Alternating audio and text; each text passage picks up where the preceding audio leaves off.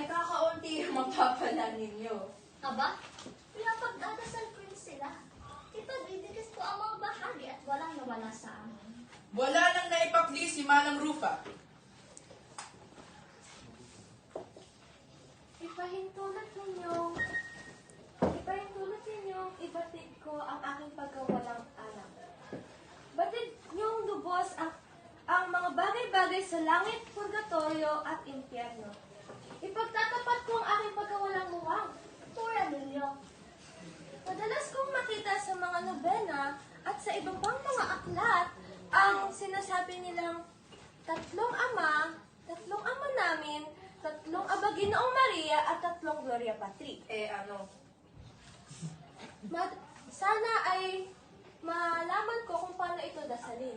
Tatlong ama namin na sunod-sunod, tatlong Aba Ginoong Maria na sunod-sunod, at tatlong Gloria Patri na sunod-sunod. O makaitatong isang ama namin, isang Aba Ginoong Maria, at isang Gloria Patri.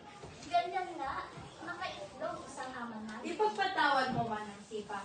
Dapat dasalin sa ibang ayos. Hindi dapat ihalo ang mga lalaki sa mga babae. Ang mga ama namin ay dinadasal ng mga lalaki at ang mga Aba Ginoong Maria at ang Gloria ay para sa mga anak. Ipagpatawad ko ninyo, Manang Rufa. Ang ama namin, ang Aba Ginoong Maria at ang Gloria ay kagaya ng kanan. Ulam at sabaw, isang kakanin ng mga santo. Nagkakamali kayo. Tingnan lamang ninyo. Kayong ganoon magdasal ay hindi makukuha kailanman ang hinihiling. Tama ka dyan!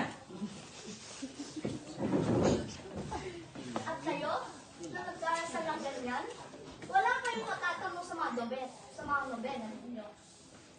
Ha! Nagkakamali kayo. Tingnan na lamang ninyo. Kayong kung magdasal ay hindi makukuha kailanman ang hinihiling. At sino? Kamakailan lamang ay nawalan ako ng maliit na baboy. Nanalangin ako kay San Antonio at nakita ko, kaya't ahal ko pa ay naipagbili na. Siya nga ba? Kaya pala sabi ng iyong kapitbahay ay pinagbili lang ninyo ang sanang baboy. Sino ang walang hiya? Gumaya kayo sa akin, tulad niyo ba ako? Ang guro ay napilitang mamagitan para mapayapa ang mga nagtatalo. Wala nang nakakaalala sa mga ama namin. Ang mga baboy na lamang ang pinag-uusapan. Siya! Huwag kayong magkagaya ng dahil sa isang baboy na maliit, mga manang. Ang mga banal na kasyudatan ay nagbibigay sa atin ng halimbawa. Hindi nakikipaggalit ang mga erehe at protestante sa ating Padre Jesucristo na nagtapon sa tubig ng isang kawawang baboy na maari-ari nila. At tayo mga Kristiyano, ang mga kapatid pa sa Santismo Rosario ay nag-aaway dahil sa munting baboy. Ano na lamang ang sasabihin sa atin ng mga kalabang mga Hermanos Tercero? Lahat ay tumigil at humanga sa katalinuhan ng guro, sa pangangalian sa masasabi ng mga Hermano Tercero. Sa kasiyahang loob naman ng guro ay nakitang pagsunod na iyon ay nag-iba ang ayos at nagpatuloy. Ipatatawag tayo agad ng kura. Dapat nating sabihin sa kanya kung sinong tatlong iminunghitahi niya kahapon at pipiliin natin magsermon. Si Padre Damaso, si Padre Martin, o ang Kolhutor. Hindi ko alam kung nakapili na ang mga tersero. Kailangan magpasya na tayo. Ang kujudor. Ang kujudor ay hindi marunong mag-sermon. Ang mabuti pa ay si Padre Martin. Padre Martin, walang boses. Ang mabuti si Padre Damaso. Iyan nga! Si Padre Damaso, iyan ang marunong mansermon. Ano mo'y parang komedyante. Iyan! Pero hindi naman natin siya maintindihan pag siya nagsasalita o nagsisermon. Sapagkat malalim ang kanyang mga sinasabi at hindi natin naunawaan. Ngunit siya lang ang maalam. Nang nasa ganito ang usapan ay siyang padating ni Sisa na may sulong ang isang bakod, nagbigay ng magandang araw sa mga babae at umakyat sa hagdan. Magandang araw po. Umakyat na yun! Umakyat na rin tayo!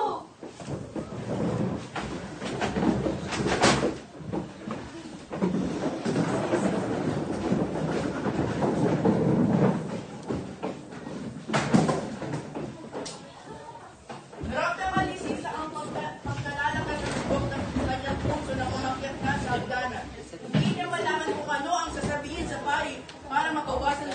ito.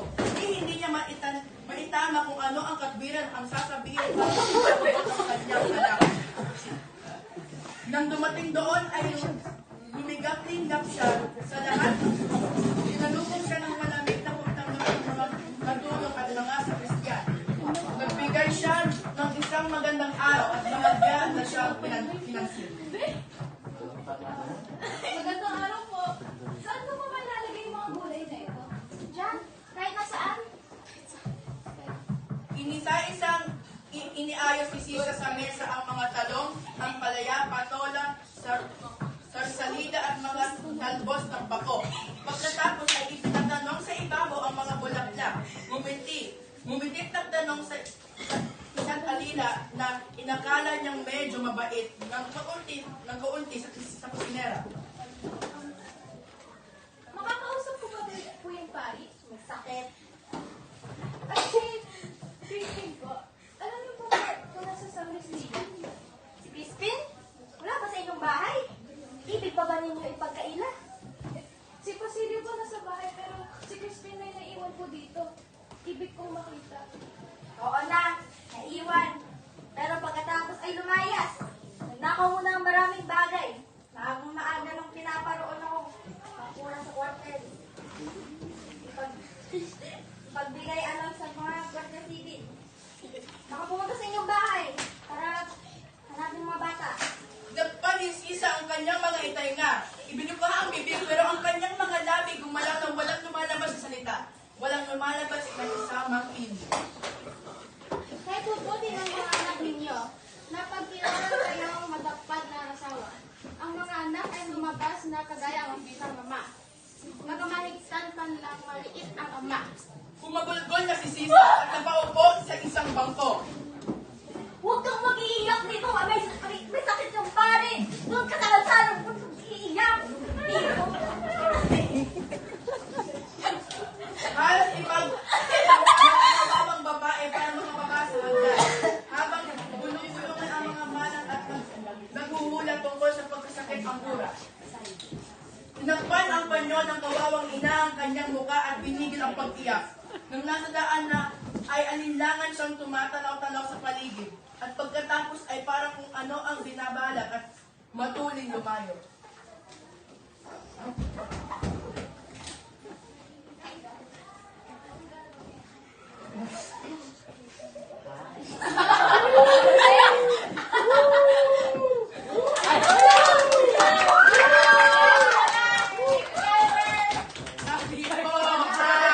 Mga kalulubang naninira!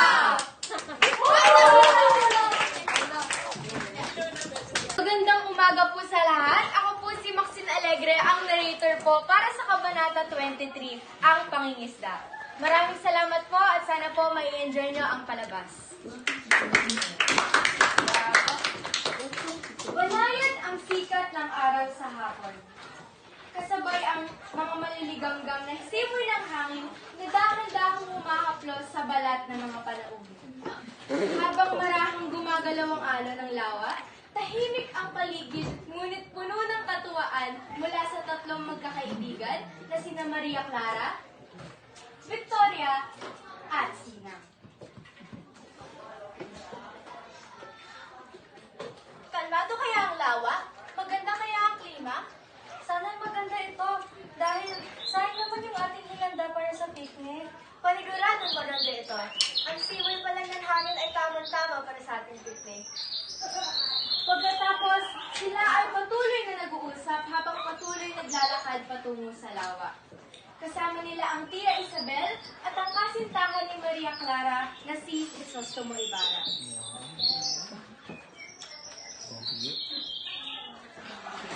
Senyor, mag-ingat ka. Baka matapakan mo ang pasak at lumubog ang bangka. Tayo lang ba sa bangka na ito? Oo, dahil pinalipat yung mga lalaki sa pangalawang bangka. Nakakalungkot naman. Bakit sila pinalipat? Pwede namang magkakasama na tayo lahat rito. O siya, hayaan niyo na at tayo magdasal na lamang bago magsagwan ang bakero. Simulat naman ang mga dalaga at sabay-sabay nagsimulang magdasal. Pagkatapos, Pagkatapos, nagsagwan na ang kanilang bangkero na si Elias, pati ang bangkero sa kabila. Hala! Tapakan ko ang pasak! Baka lumubog ang bangka! Tiyak, mapipilitan ako pumunta sa bangka niyo. Nang matapakan iyon ni Ibarra, walang nagawa ang bangkero na palipakin si Ibarra sa kabila upang maiayos niya ang pasak. Lumipat na si Ibarra sa bangka ng mga babae at nagsimula na silang mangisda.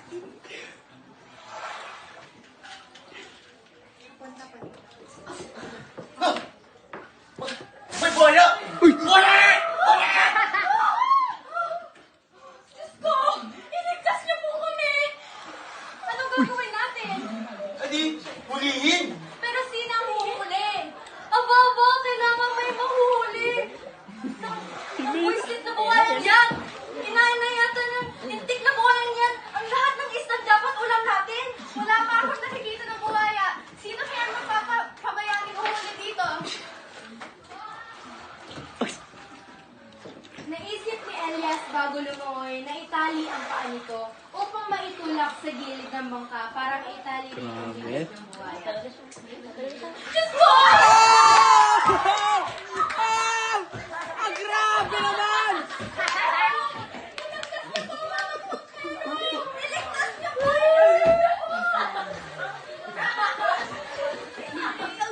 Grabe naman!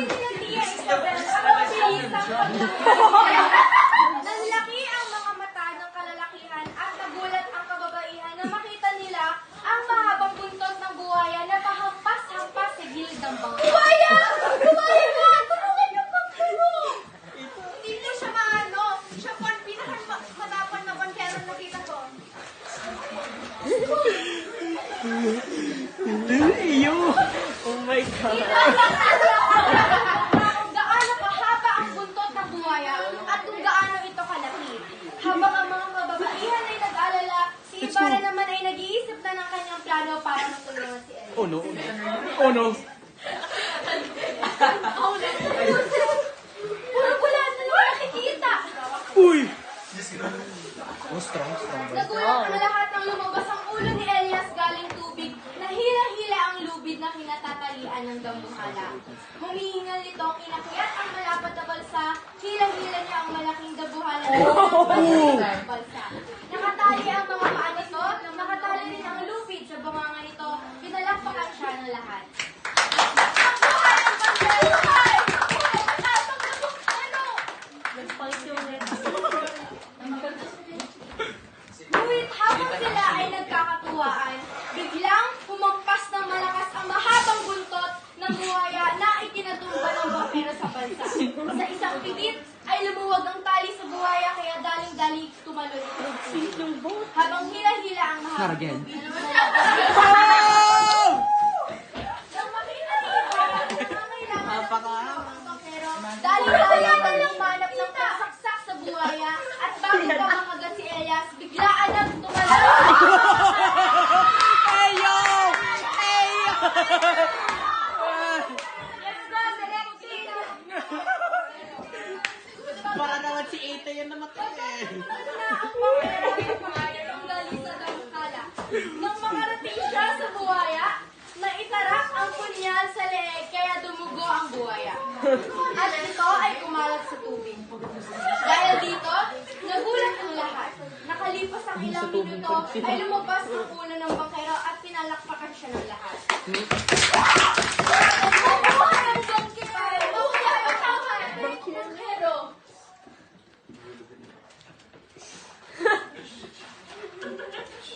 Oy!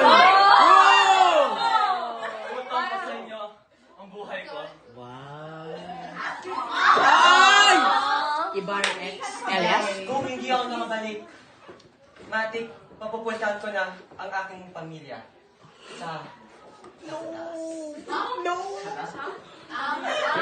Pagkabalik ni Elias sa bangka, nagpasalamat sila kay Elias at Ibarra sa pagligtas sa kanila. Salamat. Wow! Basang-basa, no?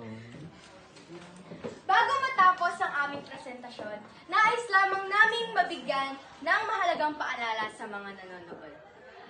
Ang pagtutulungan ay susi sa tagumpay! Maraming salamat!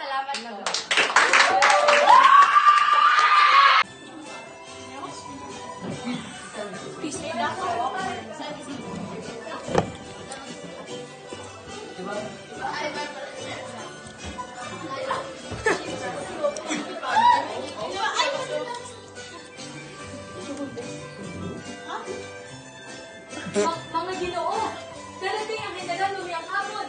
Una ka ng aking bahay. Bakit kayo nalalaman kayo? Hindi ba nyo nga? Sinabi na sa akin kahapon ang bagay na yan. Pero hindi man tiyak ko doon na general. Alam mo ba nung nakakalaan ng alkabe? Galit namin na dito kapilang general? Hindi ko matiyak.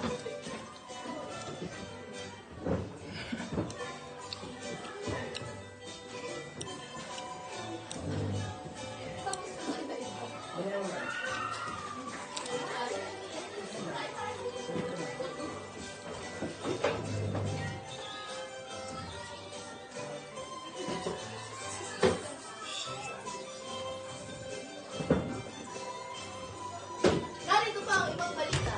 Ang general ay darating dito ng ika-apat ng hapon. Kain mo na tayo kumain.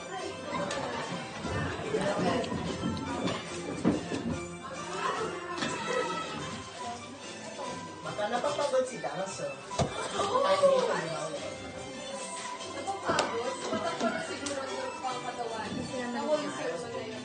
Ang sermong dakila. Husay nga eh. Mainam at malalim. Para makapagsalita ng ganoong kahaba, kailangan mo na isang bagang katulad ng pahanan. At ang pag-aanong bumigka, syempre. Alam niyo ba, na ang pusidero ni Ginong Ibarra ang pinakamahusay sa lalawigan? Yung nga ang sinasabi ko. Ang magandang katabi ni Ginong Ibarra ay ang maganda sa pagkain. Sapagkat bahagya ng hugo. Ay, nagpapasalamat ako sa Ginoo. Sabi naman ninyo akong inaasikasuhan. Pero, ilabas na ninyong pinaparangayan ang piging pinakaharap sa atin. Padre Cura, napupuna ko na maghapon kayong walang iimik at nag-iisip lang. Maraming napapansin ng ginoong alkalde. Tama. Yun nga ang ugali ko. Mas gusto ko kang makinig kesa magsalita. Kailan ba nakalat din yung manalo at hindi matalo? Alam na laman ng ginoong Alpares na sa mga araw na ito'y hindi lalong matatalo o mananalo kaya. Pero mga Ginoo, hindi ko maintindihan kung bakit ang panalo at ang pagkatalo ay pinag-uusapan. Ano masasabi ng mga may magagandang loob at mga magagandang dalaga na nagpaparakal sa atin? Ang ganong akin ay ang mga dalaga ay mga waring mga arpas kolikas sa gitna ng gabi. Sila ay dapat pakinggan at dapat ipakimatyagan ng mabuti. Sasamaktan iyong kamahalan. Hindi mangyayari, hindi makagalaan. Anong gusto ninyo? Daanan na lahat ng klase ng buhay ang tunay na pangarap ko. Kahapon, napitas ako ng bulaklak at tumaawit. Ngayon, hawak ko sa tungkod ang kapangyarihan. Bukas naman, itatapon ko ang tungkod sa apoy kapag taglamig sa ng buhay.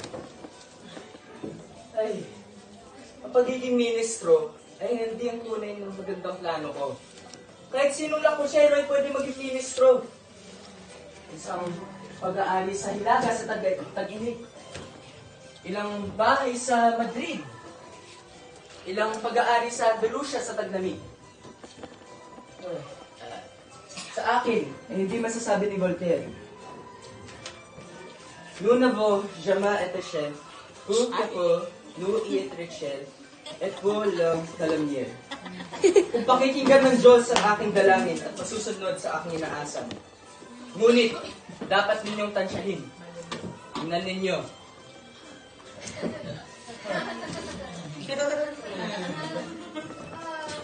Ibarra, kamusta na ang inyong eskwelahan? Mayroon ba kayo mga pinapag-usapan, mga ginoo? Ipagpatuloy ninyo.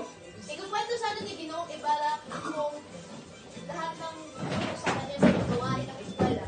At hindi ko kayo sana ng architecto. Ano nga lang, Wala akong mukhang tungkol sa arkitektura. Ngunit pinapagtawanan ko na ang mga arkitekto at ang mga hangal na naniniwala sa kanila. Alam naman ninyo kung ang mga Indio, di ba? Kapag napag-aral ng mabuti, akala nila alam na ang lahat. Lalo na ang mga nagpunta sa Europa. Ang lahat ng iyan ay babagsak din sa kananakot sa kanila. Ang kamay ng Diyos ang kikilos. Kailangan maging bulag ang hindi makakita nito. Sa buhay pa lamang na ito, pinaparusahan ang mga ama ng ganyang ulupong. Namamatay sa bilangguan. Ha! Na para bang walang anuman. O, tapos ah. Susobra ka na! Ito ah! Kayo dyan!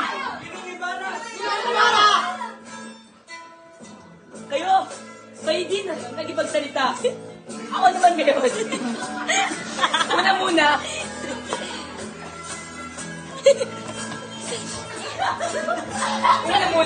Meron ba sa inyo na hindi nagmahal sa inyong ama? Kahit isa, ipinanganak sa kahiyan at kahirapan. Narinig mo ang katimig kaniyan, Damaso. Yan ang mga taong pinamanalasan mo. Ang aking ama ay isang mabuting mamamayan. Ang kanyang benta nakahain sa mga tayo. Kunti tinapon lang sa kainitan. Ano ang iginante? Nilapastangan ang kanyang libingan. Siniralan sinatusik ang ama ko'y ipapahinga sa kamatayan.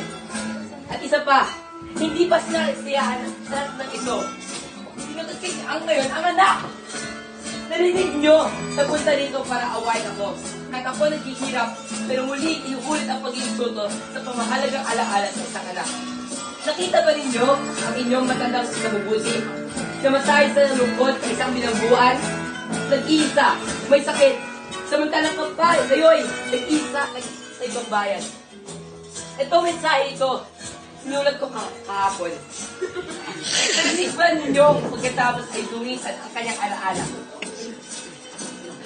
Natagpaan ba ninyo walang laman ang kanyang puntod? Hindi! Hindi kayo nagsalita. Kung gaano, kaya ninyo ang kasalit nito. Fancy! Ngayon lang talaga ako umiyak, ma'am. Ang tuwa ng life. So guys, ready na po. So, makinig na po tayo guys sa ikalawang grupo. Okay po. Woo! Yay! Okay po, yeah. So, kabanata po na gagawin namin is mga kalalawang maghihirap. Okay, I'll start po first. I will be yung tagapagsalaysay at yung guro. Ako naman po ay gaganap bilang si Hermana Rupa. I'm gonna be girl 1 and Sisa. I'm Manang Sita. And ako naman ang gaganap kay Manang Juana. I'm gonna be girl 2 and Dr. Sinera. I'm Luna. Ako'y magiging masungit na Tagalog. Ako si Padre Salvi at si Manong Pedro. Sana mas yung audience area po namin pwede po mas doon po. So, kasi dito po makikita. Okay po. Most probably from here to there.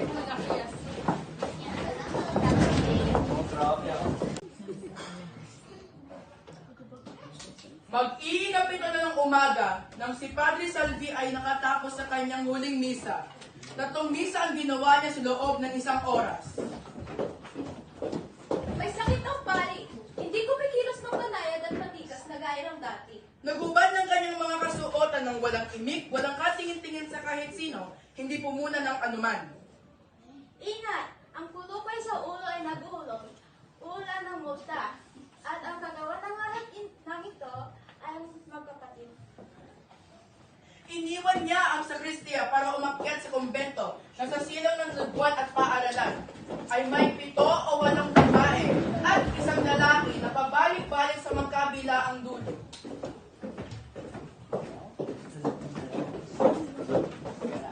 Nang siya'y nakitang dumarating ay nagsitayo. Ang isa sa mga babae na pauna para humalik ng kamay. Pero ang pari umastang nainis at nakapigil sa mga lalapit. Nawalan kaya ng sikapat ng kuripot? Huwag naman siyang palikan ng kamay. Siya, ng senadora ng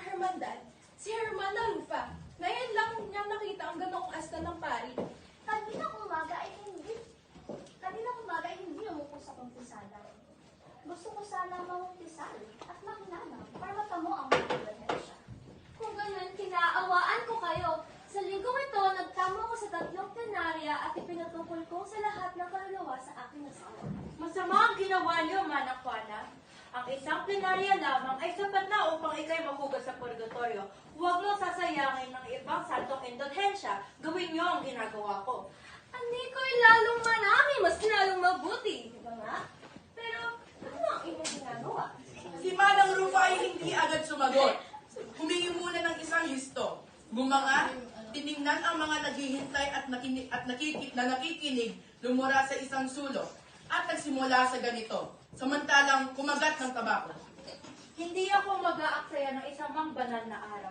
Simula nang ako'y sumali sa Hermandad, ay nagtamo na ako ng 500 plenarya at libo-libong taon. Inatala ko ang lahat ng aking nakuha sapagkat gusto kong malinis ang aking listahan. Ayokong mandaya ni madaya. Si Manang Rufa ay huminto sandali at nagpatuloy sa panganga. Titingnan siya ng mga babae na may pahanga, pero ang lalaking lalakad-lakad ay huminto at sumagot na parang hindi pinahalaga ng gaano ang bagay na iyon. Ako, sa taong ito lamang, ay nakakakuha ng 4 na plenaryong mas mataas pa sa inyo, Manang Rufa. Higit sa akin, higit sa 600 plenarya at libo-libong taon? Iyan nga, higit sa 8 plenarya at 115 taon sa loob ng iisang buwan. Hindi dapat ipagtaka. Kayo ang guro at pangulo sa lalawigan. Ngumiti ang lalaki dahil sa pagkakapuring iyon. Hindi nga katakataka na ako'y nagtamo ng mas mahigit pa sa inyo, Manang Rufa. Sapagkat kahit na ako'y tulog ay nakakakuha pa rin ako ng indulhensya. At alam mo ang ginagawa ng mga maestro. Pinagtatapunan ko ng kahit paano. Sa bagay na yan, hindi ko kayo mapupuri, maestro. Mapupunta kayo sa purgatorio dahil sa pag-aaksaya ng indulhensya. Alam niyo, ang bawat isang salitang walang kalbuluhan ay may katimbang na 40 araw na pagtitiis sa apoy. Sang-ayon sa sabi ng kura, sa bawat isang tangkal na sinulit ay 60. Sa bawat isang batak ng tubig ay 20. Mapupunta kayo sa purgatorio! Ako na ang bahalang umalis doon. Kay rami-raming kaluluwa na ang nakuha ko na sa apoy. At kay rami-raming santo na ang nagawa ko. Saka ang isa pa, in articulo mortis, ay maaari pa akong makakuha. Kung gugustuhin ko ay makakatulong pa ako sa iba, kahit na ako'y naghihingalo na. At matapos masabi ito ay lumayong nagmamalaki. Gayon pa man ay dapat yung gawin ang aking ginagawa. Malinis ang aking listahan at hindi man ako nakapag-iwan ng isang araw. Hindi ako mandaya ni mandadaya. Eh, paano nga ang inyong ginagawa? Gawin ninyo ang ginagawa ko. Ipagpalagay natin nagtamo ako ng 1 taong indulhensya. Isusulat ko ito sa aking listahan at aking sasabihin na, pinagpalang ama ng poong Santo Domingo. Maglalaro ako ng karat krus. Kapag lumabas ay kara, wala. Pag lumabas ay krus, mayroon.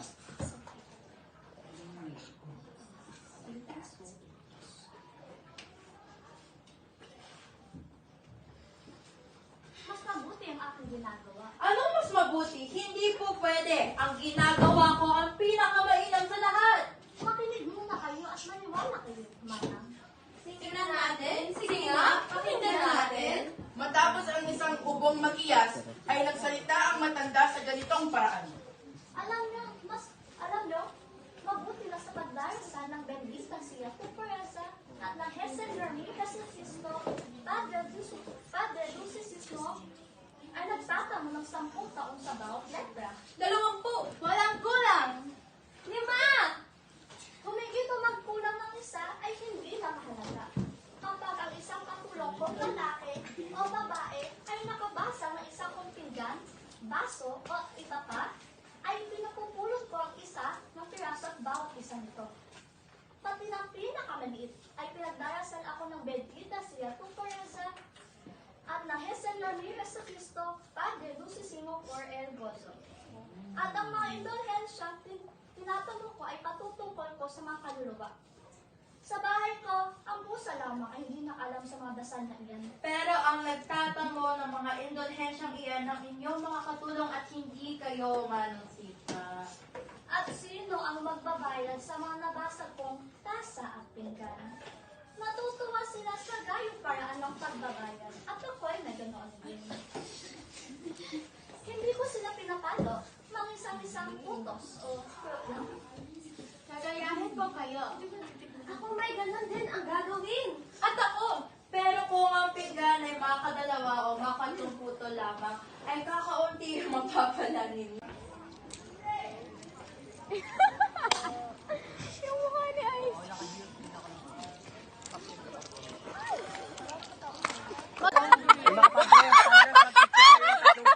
Grabe ka naman sama ng ugali mo sa akin. Video ba yan? Bogs uniform. Exam done. Arizona. Ibaba mo nga. This is us after Philippine. This is us after